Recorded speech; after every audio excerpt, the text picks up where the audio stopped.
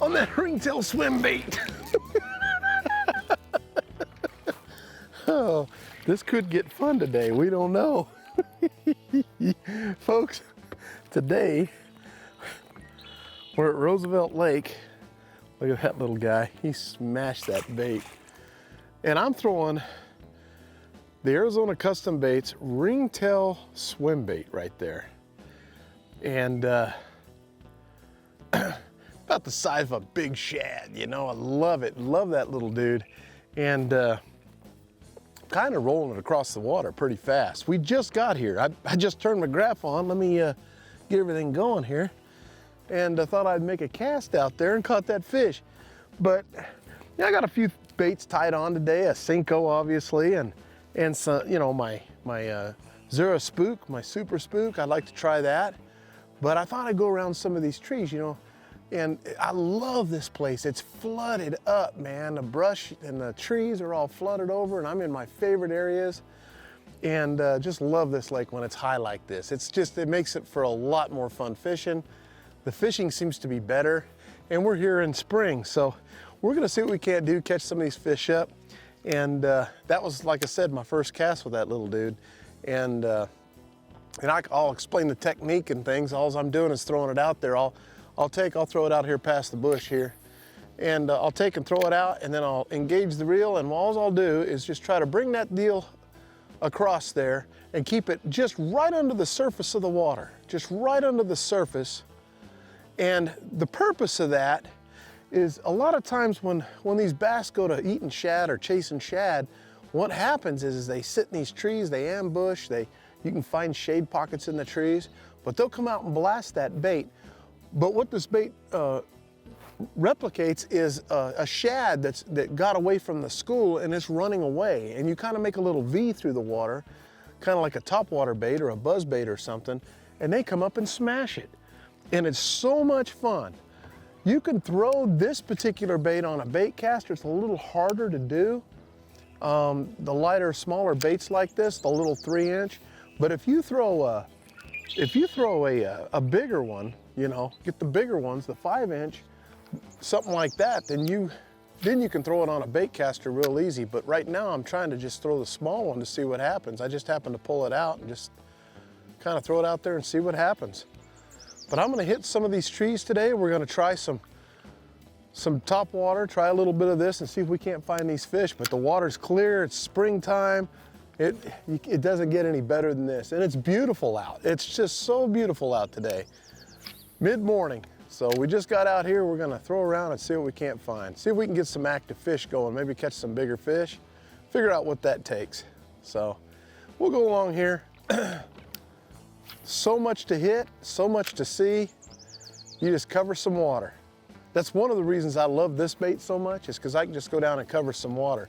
As soon as I pinpoint kind of where they're at, things like that, and when the sun gets real high and these fish want to shade up, that's when you want to start throwing your Cincos and things like that in the bushes, or you get really close with this bait. You know, you can get really close to the bush with this bait. Throw past the bush if you can and just reel it out. Oh man, bailed on it right there and I missed him.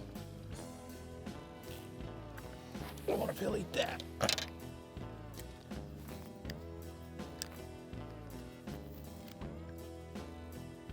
Let's see.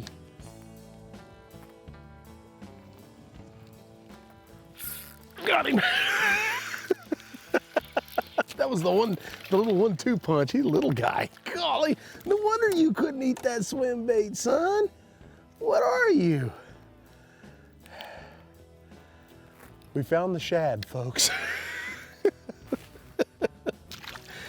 That little fish hit my swim bait, and you know, I always like, if I miss a fish, like to have a little 1-2 punch thing going on, so I figured I'll throw out there and see what I can't get. I threw that wacky Cinco in there and he just killed it.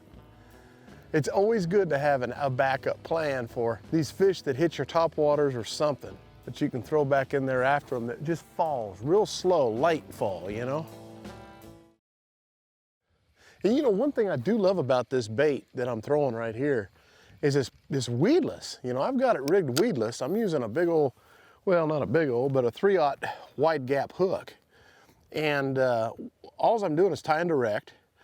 And I rig it weedless where it can come through, so I can zip it through these little bushes and stuff like that, get it back in there, and see if they'll pop out and grab it.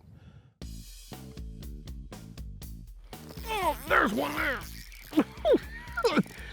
Out in that open water. Just a little guy. They're so fun to catch, though.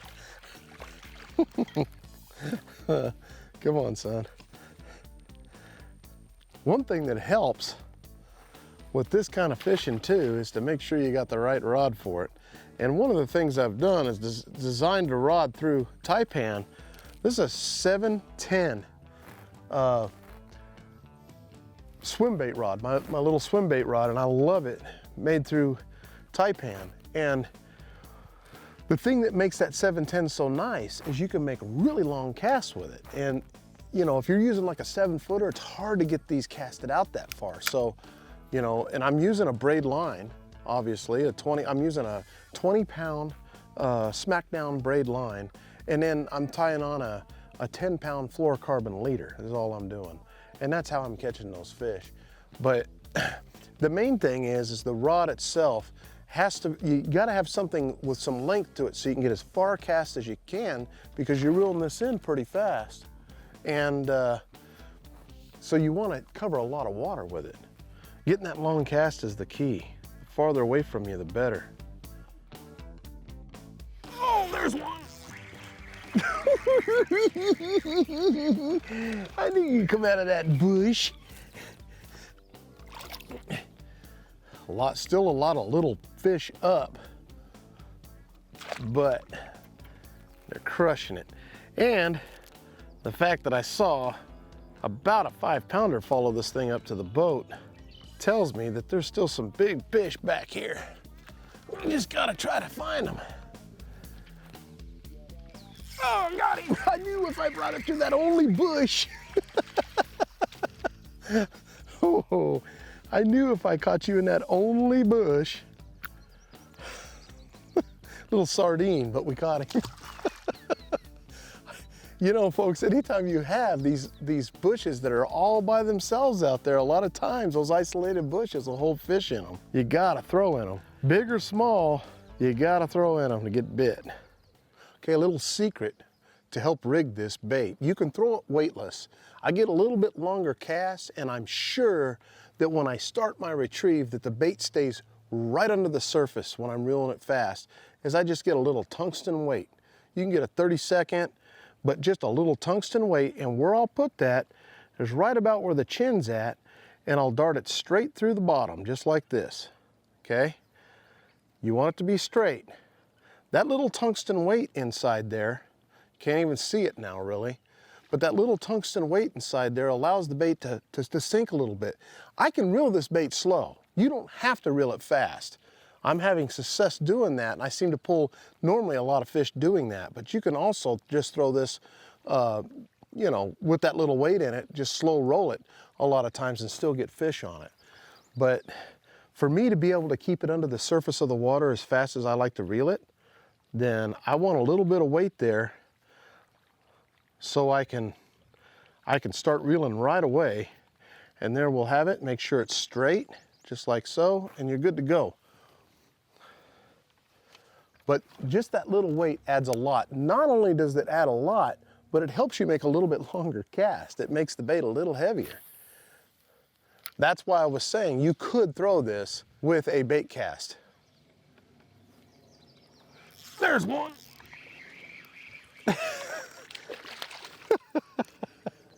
Another little male.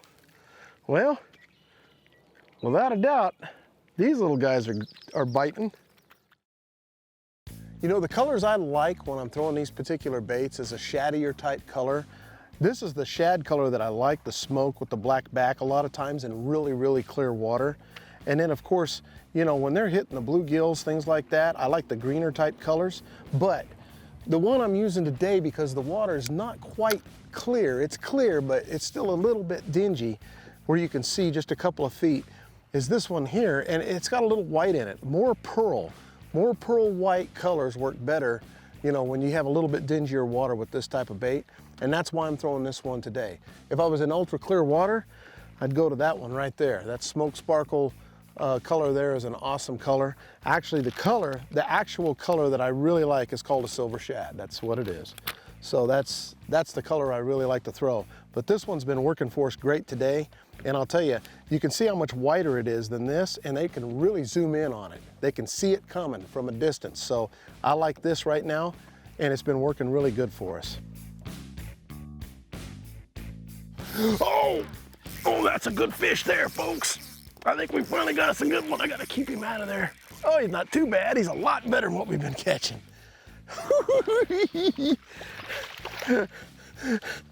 Keep him out of that wood. Boy, you gave it to me there, son.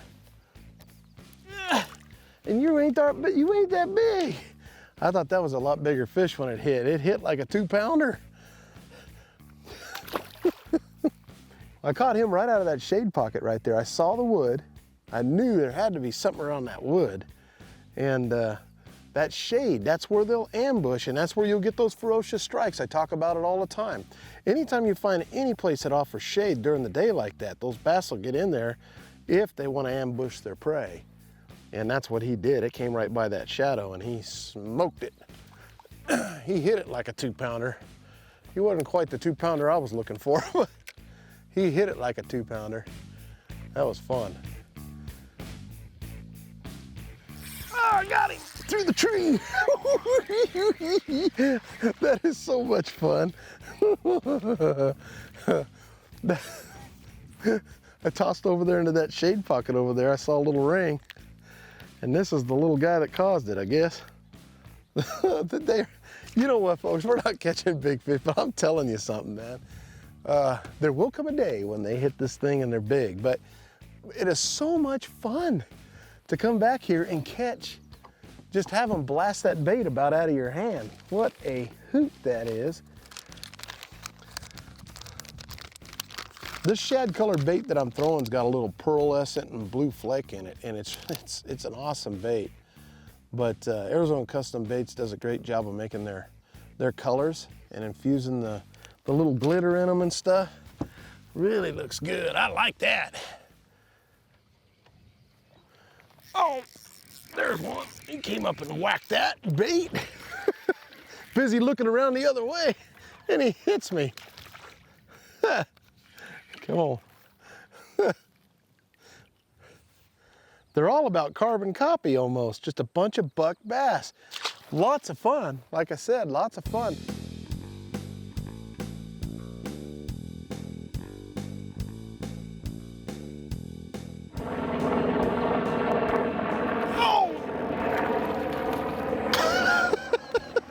Right as a chopper goes over us.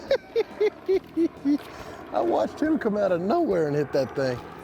He must have been swimming with another one because I saw the other one out there too. I don't know how many fish we've caught, folks, but I'm going to tell you this. If you like catching fish, this is a lot of fun. This kind of fishing's a lot of fun. And when they're shallow like that during the spring, and it's basically, I want to say we're probably post-spawn mostly. And man, when you get into that post-spawn and they're just roaming around and they're watching their fry, and the females come, you know, get a little bit more relaxed, and they have had time to, there's another school of fish, little ones though. And they've had time to rest and they get out there. A lot of times you can get the bigger fish too.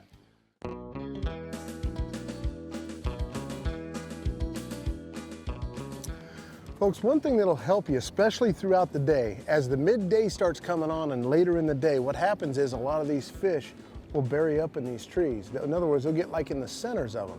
You can still catch fish on this little swim bait just by, when you go to throw out there, throwing over top of the bush because you're weedless, and bring it right through the center of the bush, okay?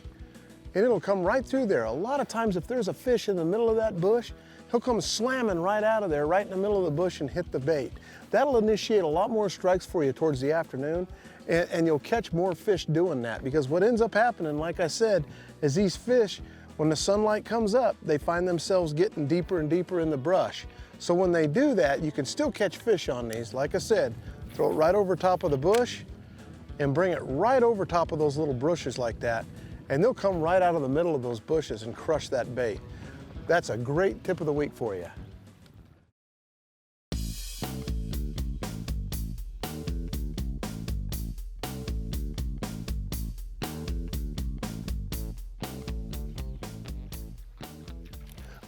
Oh man, I got a good one there on that spook. Did you see that, folks? Oh, I saw the fish in there chase my bait, and I'm like, threw the Senko in there. I know there's a fish in there. He wouldn't come after the ringtail swim bait again. Partially, I think, because we went up there and spooked him, but he was in that tree, came out and whacked that thing. That's awesome, look at that. Little spook bass, I love it. Hey, when they get on these topwaters, it's a blast. This is a super spook, just a hidden super spook. That's all that is, man, a lot of fun. And this time of year, you can catch them. I knew the fish was there. We threw by there with the swim bait. He didn't come out. And I'm like, oh, we'll back off. I'll throw the Senko in, nothing happened. And then I just threw the spook in there and got him. That super spook is a lot of fun to throw. You could probably grab a Rico, a super spook, something like that to get some of these fish active and ready to hit. But all they're doing is they're real aggressive. Anytime I see those shade pockets like that, I want to fish them. You know, it's amazing what that ringtail swim bait will find you. And it's the truth. You'll have, even if you don't get bit by the fish, a lot of times they'll show themselves. You back off, you throw something a little different back in there, because they'll swim right back where they came from a lot of times. They might be protecting fry or guarding something, or it might be just because they want to use the shade. But you gotta remember that even if no matter what bait you're throwing, if you get followers, you gotta have a backup, you know? And I've always called it the 1-2 punch, but you gotta have a backup, you know, so you can turn around and catch those fish.